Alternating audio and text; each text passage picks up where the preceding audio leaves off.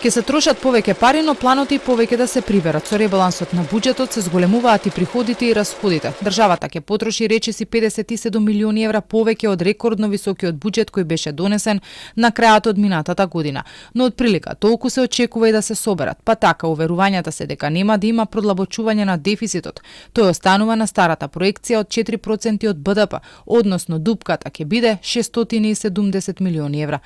Ке се зголеми инфлацијата од 2,2 на 2,8%, но ова е пониско од сегашната 3,3%. Како ќе се делува за да се спушти? Министерката за финансии Кочовска тврди, се прават напори за тоа. Во периодот кој што следи ќе објавуваме и други некои мерки кои што можеби не значат директна финансиска поддршка, но ќе помогнат да ја зголемиме конкуренцијата во делот на домашното производство со цел да ги намалуваме овие ефекти.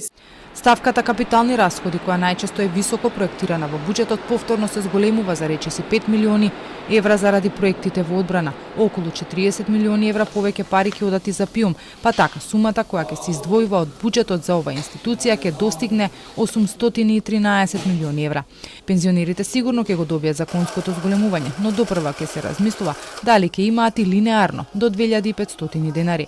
Се зголемува и сумата на пари од буџетот кој ќе оди за плати за јавен сектор, главно заради МВР. Околу 800 милиони, од кои 600 милиони се за Министерството за внатрешни работи. Најмногу тука ефектот е поради Министерството за внатрешни работи, кое што имаше покачување на платите од 10%, а Министерството за внатрешни работи во суштина број и најголем број од администрацијата, те имаат вработено околу 12.000 лица.